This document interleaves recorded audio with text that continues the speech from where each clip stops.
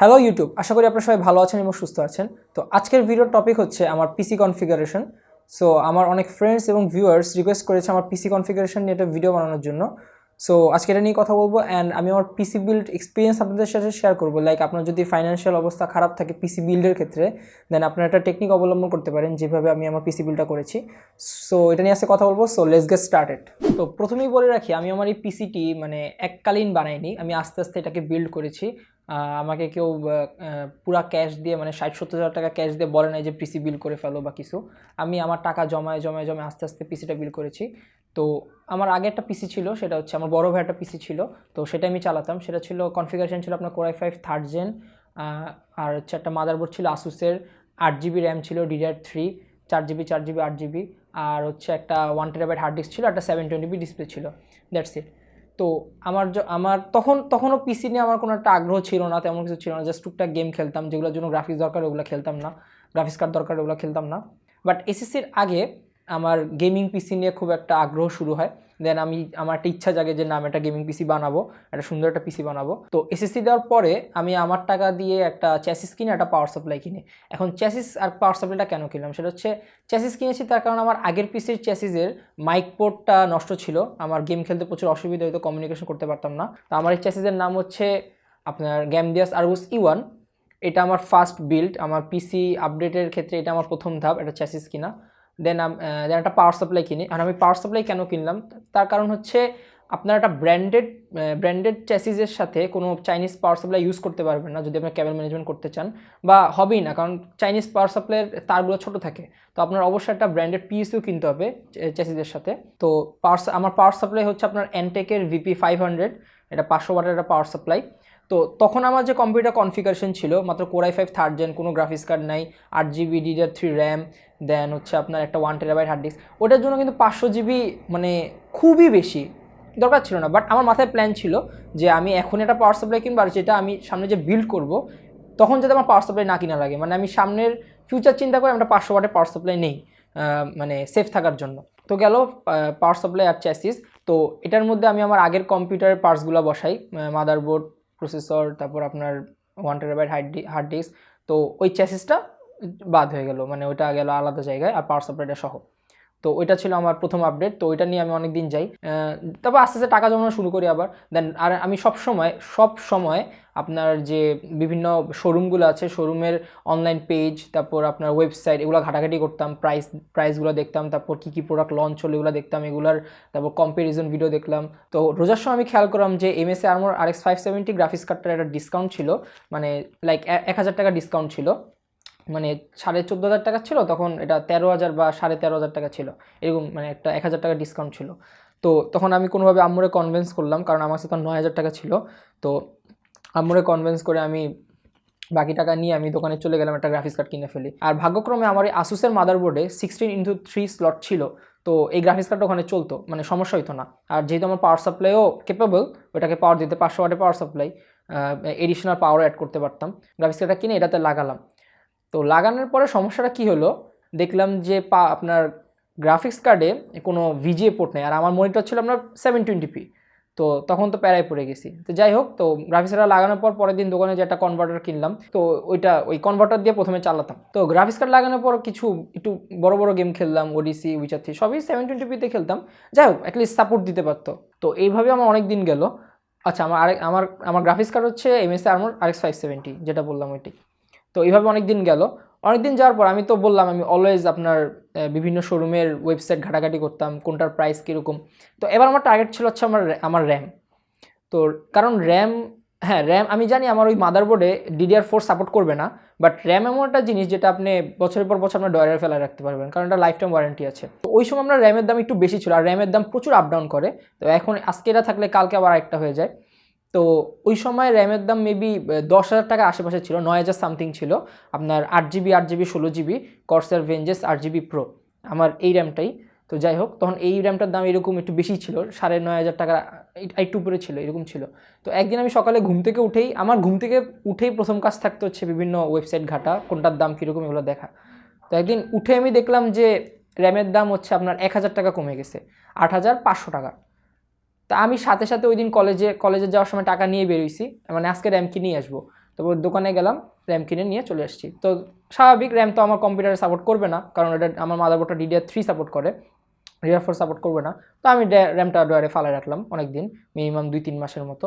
তো আমার র্যাম হচ্ছে Corsair Vengeance 8GB Pro, আপনার 3200 মেগাহার্টজের 8GB 16GB। একদিন ডিসেম্বরের সময় আপনার 12 অফার ছিল, মানে ডিসেম্বরের 12 তারিখ 12 অফার। তো এটা খুবই ফেমাস একটা ডিল ছিল, যাই হোক দারাজে বিভিন্ন জায়গায় অনেক অফার টফার ছিল।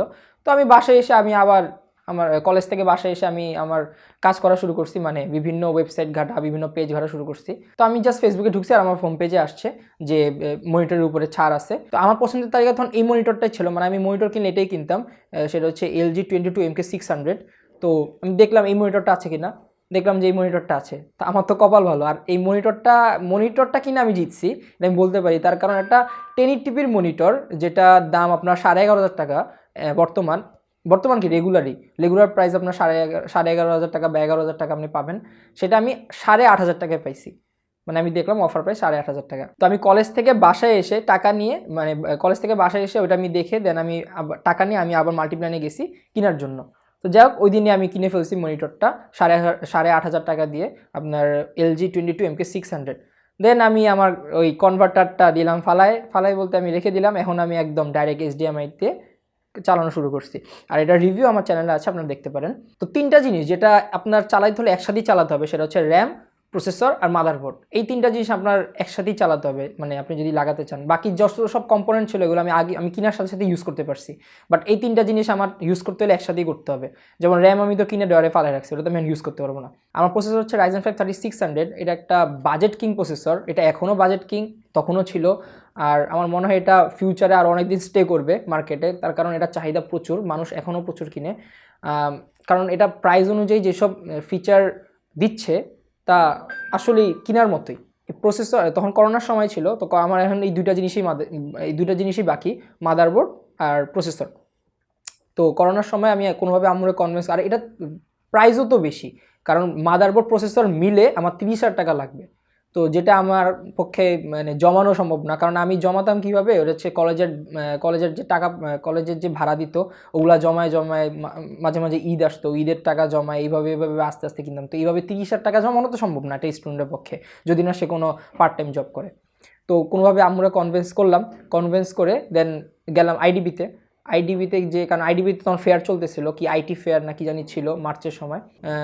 যাওয়ার পরে অনেক ঘোরাঘুরি করলাম, দেখলাম কই কম পাবো, আবার কেউ দিতে যাচ্ছিল না, কারণ করোনার সময় মানে সবাই মানে কমপ্লিট পিসি সেল করতেছে, মানে কেউ এইভাবে শুধু একটা প্রসেসর নিয়ে আপনি বের হয়ে যাবেন এটা হবে না। তো সেখানে যদি আপনি একটা প্রসেসর নিয়ে চলে যান, তো আরেকটা কাস্টমার আসলো যে প্রসেসর নিয়ে পুরো বিল্ড করবে, তো তাকে আমি প্রসেসরটা দিতে পারলো না, তাহলে দোকানের লস। তো এইভাবে দিচ্ছিল না, অনেক দোকানই দিচ্ছিল না। যাই হোক কোনোভাবে ম্যানেজ করলাম একটা দোকানে গিয়ে, দেন 28,500 টাকায় আমি মাদারবোর্ড আর প্রসেসর কিনি। আমার মাদারবোর্ড হচ্ছে আপনার Tomahawk max MSI B450 Tomahawk max, আর আমার প্রসেসর হচ্ছে Ryzen 5 3600। আমি তখন এটার দাম তখন একটু বেড়ে গেছিলো করোনার কারণে, প্রসেসরের দাম তখন হয়ে গেছিলো 18,500 টাকা, যেটা 16,500 থেকে লাভ দিয়ে 2,000 টাকা বেড়ে গেছে। যাই হোক তখন এটা কিনলাম। তারপর আমি বাসায় এসে বিল্ড করি নাই, তার কারণ সাথে বিল্ড করি নাই, তার কারণ আমার একটা SSD দরকার ছিল যেখানে আমি উইন্ডোজটা রাখবো।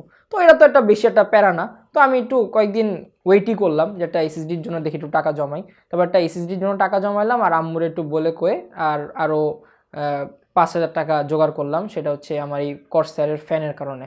একটা মাউস কিনলাম কর্সারের হারপুন RGB, আর এই কর্সারের 3টা ফ্যান কিনলাম, 3টা ফ্যান, এটা একটা সেট কর্সার SP120, এটার দাম হচ্ছে আপনার 5,000 টাকা, আর মাউসটা হচ্ছে আপনার 1,600 টাকা, 1,650 টাকা এরকম। আর একটা SSD কিনলাম, সেটা হচ্ছে WD 240GB। তো এগুলা কিনে দেন আমি বাসায় আসলাম, বাসায় এসে দেন আমি আমার পিসিটা বিল্ড করলাম। তো এই ছিল আমার কম্পিউটার কনফিগারেশন, আর এইভাবে আস্তে আস্তে আমার মিনিমাম 1 বছরের মতো লাগছে পুরা পিসি বিল্ড করতে, মানে এই পুরা সেট আপটা বিল্ড করতে। তো এভাবে আস্তে আস্তে আমি বিল্ড করেছি, আমি এইভাবে একবারে এককালীনভাবে বিল্ড করি নাই। আর আমি যেহেতু অনেক আস্তে আস্তে বিল্ড করেছি, তো অনেক সময় অনেক প্রোডাক্ট পাইনি, আসতে টাইম লাগছে। তো যারা এইভাবে এককালীন বিল্ড করতে যায়, মানে টাকা নিয়ে গেছে 60-70 হাজার টাকা, আজকে পিসি বিল্ড করে আনবে, তারা সবচেয়ে বেশি কম্প্রোমাইজ করে। মানে বাসা থেকে দেখে গেছে এই প্রোডাক্টটা কিনবো, মার্কেটে যা দেখছে পায়নি, তো তারা প্রচুর কম্প্রোমাইজ করে। আর আমার এক্সপিরিয়েন্স মতো আমি বলবো যে ওয়েট করা ভালো কম্প্রোমাইজ থেকে। তো যাই হোক, আমি আমার পুরো কম্পিউটার কনফিগারেশনটা আরেকবার বলি। সেটা হচ্ছে আমার মনিটর হচ্ছে LG22MK600, মাউস হচ্ছে আপনার আপনার কর্সারের হারপুন RGB, চ্যাসিস হচ্ছে আপনার গেম দিয়াস আর্গুস E1, তার পাওয়ার সাপ্লাই হচ্ছে অ্যান্টেক VP500, দেন মাদারবোর্ড হচ্ছে MSI B450 Tomahawk Max, processor হচ্ছে Ryzen 5 3600, দেন আপনার র্যাম হচ্ছে কর্সার vengeance RGB Pro 3200 MHz 8GB দুইটা স্টিক মানে 16GB, আর ফ্যান হচ্ছে আপনার কর্সার SP120 8GB Pro, দেন আর আমি কুলারের কথা বলতে ভুলে গেছি, আমি কুলারটা সবচেয়ে লাস্টে কিনছি, আমরা রিসেন্টলি কিনছি কুলার, এত আগে কিনি নেই। কারণ আমি দেখলাম যে আমি যে গেমিং করি, কারণ এই সেট আপ বানানোর পরে আমি একটু হাই এন্ডের গেমিংয়ের দিকে যাই, তো আমি যে গেমিং করি দেখলাম যে ওই স্টক কুলারটা, এমডি স্টক কুলারটা ওইটা হ্যান্ডেল করতে পারতেছে না। তার উপরে আমার Ryzen 5 3600 কেনার মানে কি, যদি আমি ওভারক্লকিং না করি, তাই না? আপনার একটা আনলক প্রসেসর কিনলেন, কোনো ইন্টিগ্রেটেড গ্রাফিক্স নেই যেটাতে, এমন একটা প্রসেসর কিনলেন, যদি আপনি ওভারক্লকিং না করেন তাহলে এটা আসলে হইল না। তো আমি টাকা খরচ করছি, তো আমি ওভারক্লক করবো না কেন, যেটার মধ্যে ওভারক্লক ফ্যাসিলিটি আছে। আর ওভারক্লক করতে হলে আপনার অবশ্যই একটা থার্ড পার্টি কুলার লাগবে, আফটার মার্কেট কুলার লাগবে। তো যাই হোক, তো আমি একটু দেখলাম যে বাজেটের মধ্যে কোনটা পাওয়া যায়, কারণ আমি কুলারে এত টাকা দিতে যাচ্ছিলাম না। আর লিকুইড কুলারের দাম তো প্রচুর বেশি, আর লিকুইড কুলার আপনি 4500 টাকা 5000 টাকায় যেটা কিনবেন তার থেকে ফ্যান কুলার অনেক ভালো, এয়ার কুলার খুবই ভালো। তো এই কুলারটা হচ্ছে আপনার ডিপকুল গ্যামাক্স GT RGB, এটার দাম হচ্ছে আপনার 3500 টাকা। তো আমি জাস্ট এটাই পারচেস করে ফেলি। তো এই ছিল আজকের ভিডিও। তো আপনারা যদি সাবস্ক্রাইব না করে থাকেন আমার চ্যানেলটাকে অবশ্যই সাবস্ক্রাইব করে দিবেন। আশা করি আপনারা সাপোর্ট করবেন, সাবস্ক্রাইব করে, অ্যান্ড ভিডিওটি ভালো লাগলে অবশ্যই লাইক করবেন। আর কোনো কিছু জানা থাকলে প্লিজ কমেন্ট করবেন। আর আমার ইচ্ছা আছে যে সামনের ভিডিওতে আমি একটা Q&A করবো, কারণ অনেকে অনেক কমেন্ট করে, অনেক কোয়েশ্চেন করে, তো আমি সবগুলোরই অ্যান্সার দিই। আমার মনে হয় যে এই কোয়েশ্চেনগুলো আবার অনেকেরও হইতে পারে, যেমন একটা মানুষ করলো, আমি একটা অ্যান্সার দিলাম কমেন্টের মধ্যে, সেটা আপনি তো জানলেন না। তো যাই হোক, আমি চিন্তা করেছি যে আমি বিভিন্ন Q&A ভিডিও করব, সপ্তাহে একটা করে করব ইনশাল্লাহ। তো আশা করি আপনারা একটু সাপোর্ট করবেন। আর স্টে টিউন গাইস, আসসালামু আলাইকুম।